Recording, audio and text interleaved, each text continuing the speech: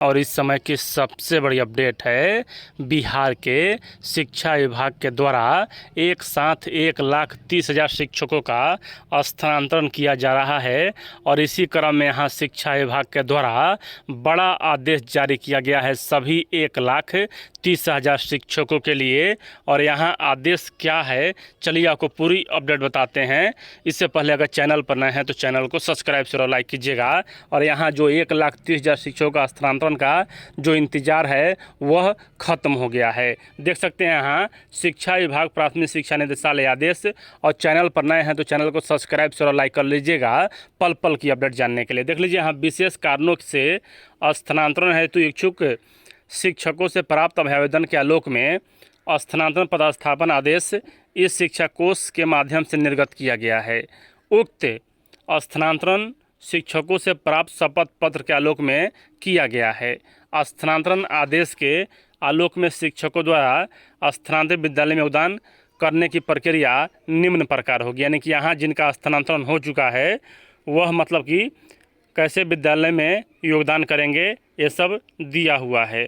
और यहाँ आगे कहा जा रहा है सबसे पहले 1 नंबर में कि संबंधित शिक्षक इस शिक्षा कोष पर लॉगिन करके अपना स्थानांतरण आदेश डाउनलोड करेंगे। वे इस शिक्षा कोष पोर्टल से ही योगदान प्रतिवेदन का प्रपत्र भी डाउनलोड करेंगे एवं उस पर हस्ताक्षर कर 9 पदस्थापित विद्यालय के प्रधानाध्यापक से प्रति हस्ताक्षरित कराएंगे। यानी कि यहाँ इसे मतलब कि जिला शिक्षा पदाधिकारी के पास जमा कराएंगे प्रधानाध्यापक।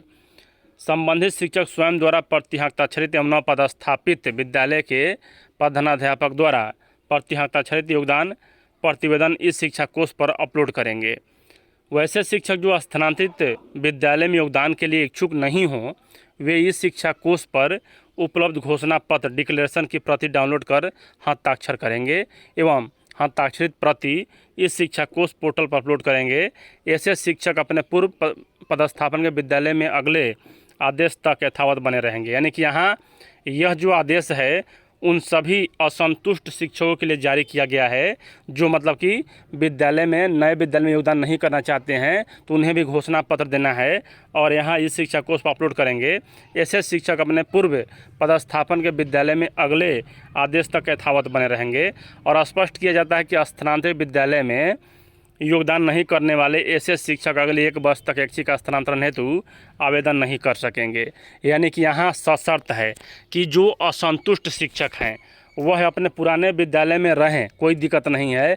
लेकिन इस बीच जुलाई में भी यहाँ स्थानांतरण का आवेदन लिया जाएगा। आने वाले दिनों में 2-4 चरण में और भी आवेदन होंगे, लेकिन वह 1 साल तक इसमें आवेदन नहीं कर पाएंगे। तो समझिए यहाँ 1,30,000 शिक्षक दूसरे चरण में आवेदन नहीं कर पाएंगे जिनका स्थानांतरण हो जा रहा है उनका।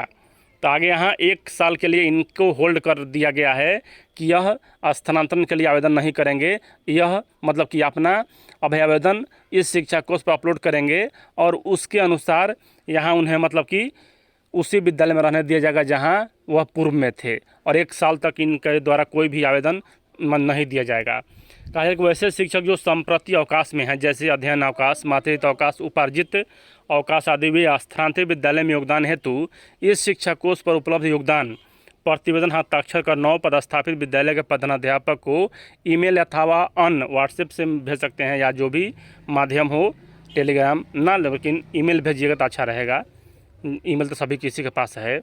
और ऐसे शिक्षकों को योगदान हेतु भौतिक रूप से विद्यालय में उपस्थित रहने की आवश्यकता नहीं होगी। जैसे मातृत्व अवकाश, अन्य सभी अवकाश है तो यहाँ आप ऑनलाइन ही योगदान कर सकेंगे और हेडमास्टर को आप भेजेंगे ईमेल से। संबंधित प्रधानाध्यापक ईमेल या अन्य माध्यम से प्राप्त योगदान प्रतिवेदन पर ऑन लीव अंकित करते हुए प्रति हस्ताक्षरित करेंगे एवं उसे पुनः संबंधित शिक्षक को उसी विद्यालय में वापस करेंगे जिस माध्यम से उन्हें योगदान प्रतिवेदन प्राप्त हुआ था। संबंधित शिक्षक प्रधानाध्यापक द्वारा प्रति हस्ताक्षर योगदान प्रतिवेदन इस शिक्षा कोष पोर्टल पर अपलोड करेंगे। आगे यहाँ 5 नंबर में कहा जा रहा है कि संबंधित शिक्षक अपने योगदान की तिथि की प्रविष्टि अपने लॉगिन से इस शिक्षा कोष पर करते हुए योगदान प्रतिवेदन अपलोड करेंगे। योगदान की तिथि की प्रविष्टि के साथ ही वे अपने पूर्व पदस्थापन के विद्यालय में स्वतः विरमित समझे जाएंगे। यानी कि यहाँ जब आप विद्यालय में योगदान करेंगे और विद्यालय में योगदान सोनम, पता है नहाने के बाद बेबी स्किन से मॉइस्चर गायब हो जाता है। मिस्टर इंडिया है क्या? हम पहले दिन से जॉनसन्स बेबी में योगदान करने के उपरांत आप यहाँ अपने प्रविष्टि में लॉगिन करेंगे इस शिक्षा कोष पर, और जब आप लॉगिन कर देंगे, योगदान प्रतिवेदन अपलोड कर देंगे, तो आप स्वतः पुराने विद्यालय से विरमित हो जाएंगे। आपको कहीं जाने की ज़रूरत नहीं है। और यहाँ तिथि से के साथ ही वे अपने पूर्व पदस्थापन से मतलब कि विद्यालय से स्वतः विरमित समझ जाएंगे। आपका जो इस शिक्षा का कोर्स है वह ट्रांसफ़र होकर नए विद्यालय में आ जाएगा, आप जैसे ही वहाँ लॉगिन से लॉगिन करेंगे तो। और यहाँ कहा है कि स्थानांतरण आदेश के आलोक में योगदान करने व योगदान नहीं करने की कार्रवाई दिनांक 30/6/2025 सोमवार तक पूर्ण की जाएगी। यानी कि यहाँ अंतिम डेट जो कहा जा रहा है कि 30/6 के बाद योगदान नहीं कराया जाएगा, अंतिम डेट जो पहले से शिक्षा विभाग ने तय कर रखा है। आगे यहाँ कहा जा रहा है कि 30/6 तक ही मतलब कि इनका योगदान माना जाएगा। अगर 30/6 को योगदान नहीं करते हैं तो दिनांक 30/6/2025 तक योगदान करने अथवा योगदान नहीं करने संबंधी घोषणा नहीं समर्पित करने वाले शिक्षक का स्थानांतरण दिनांक 1/7/2025 के प्रभाव से रद्द किया जाएगा। साहिला प्राथमिक निदेशक शिक्षा विभाग बिहार, यानी कि 1/7/2025 के प्रभाव से इनको रद्द कर दिया जाएगा। अगर 30 तारीख को वह योगदान नहीं करते हैं विद्यालय में तो, या स्थानांतरण वह वापस नहीं लेते हैं तो, मतलब क्या वापस क्या, अगर आप पूर्व विद्यालय में रहना चाहते हैं तो रहिए, कोई दिक्कत नहीं है। लेकिन 1 साल तक अगर आवेदन की फॉर्म आएगा, 2-3 चरण और आने वाला है, तो उसमें आप आवेदन नहीं कर पाएंगे।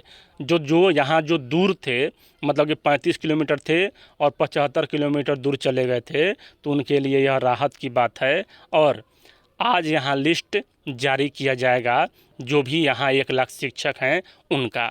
और यहाँ यह जो प्रक्रिया है, यहाँ आपको मतलब कि निदेशालय से यह जारी किया गया है अभी ये देख सकते हैं यहाँ 21/6/2025 निर्देशक प्राथमिक शिक्षा और यहाँ शिक्षा विभाग बिहार पटना। और आज यहाँ सभी 1 लाख शिक्षकों का जो है स्थानांतरण का लिस्ट जारी हो जाएगा और सभी एक साथ स्थानांतरित हो जाएंगे, मतलब नए विद्यालय में। अगर